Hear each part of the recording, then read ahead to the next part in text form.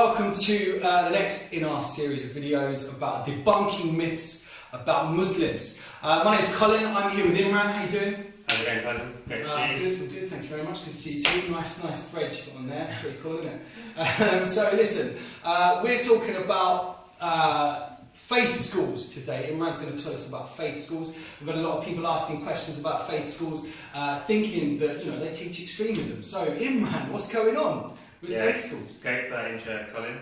I went to a faith school in 1997 to 2002, so I was there for 5 years. I went to secondary boys' school. It was a Muslim school. It was a private school. So we basically learned the curriculum, NXL, it was by the government, set by the government, and we were never taught any extremism. In fact, we were taught about other religions. Let me just stop you there. You weren't taught any extremism or anything like that? Absolutely. Okay, there's a myth straight away debunked, so there you go. Carry on. So for example, when you do the GCSE, we learned Islamic studies, we always had to give, they would ask a question, say, for example, what do Muslims believe in God, as an example. Yeah? But then we had to give reasons about what the Christians believe, what Jews believe, or other religions. Yeah? So you learned about other religions, because that's another myth we got asked about. We got asked that by a lot of people. Do Muslims, do they learn about the faiths? And you had quite an extensive. Correct. So in our school, I can't talk about other schools, but in my school, we definitely learn about Christianity and Judaism, with some traces about other religions like Hinduism, etc. Yeah. And it gave us a broad perspective about religion and life in general, and it equipped us for when we left that school. Okay, brilliant. So you had a broad kind of spectrum of a curriculum, and you learned about other faiths, which is really good. Okay, so talking about what you actually, did at school, what subjects did you do?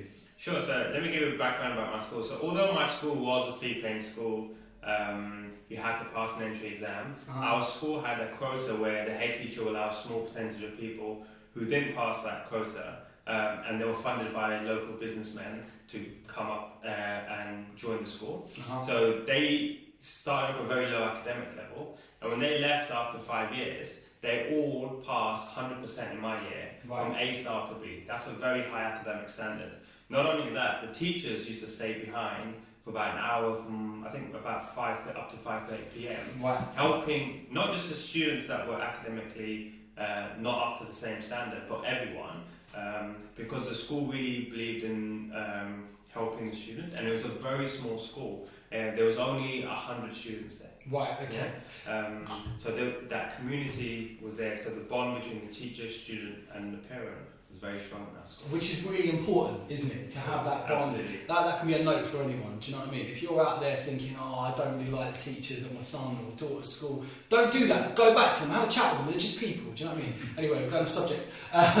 So Imran, tell me about were you, because a lot of questions that we've had say that only boys go to faith schools or only girls go to certain faith schools. Was that true? Okay, my school was a boys' school. We did have an equivalent girls' school down the road, but there is, yes, you are right, Colin. There were only boys in our school, and in the girls' school there were only girls as well. So there was to some extent some segregation. Yeah. But if I'll be honest with you, I don't feel I missed out, because when you're a young boy and your hormones are bouncing around, it can help you stay focused. But I didn't feel I missed out at all. Yeah, I went to a mixed school and nothing done. So, do you know what I mean?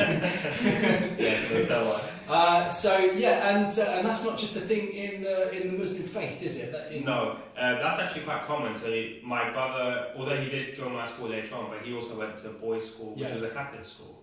I know people who have been to Jewish schools and other faith schools where it is segregated.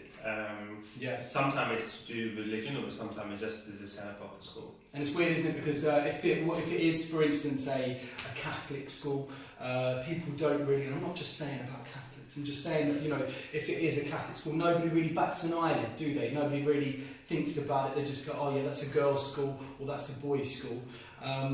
But it's weird that when it's a Muslim school, people are like, oh, they only send boys there, don't they? Which is a bit strange. But it's not, because it's exactly the same, just people, right? Exactly. They were just young children who wanted to better themselves, their parents had a great interest in their children's lives, and they wanted them to send them to a particular school of their choice, and that was it. Brilliant. Yeah. Imran, one more thing about faith schools. What was your favourite subject at school? Actually, in our school, we had quite a broad curriculum, so we used to learn karate.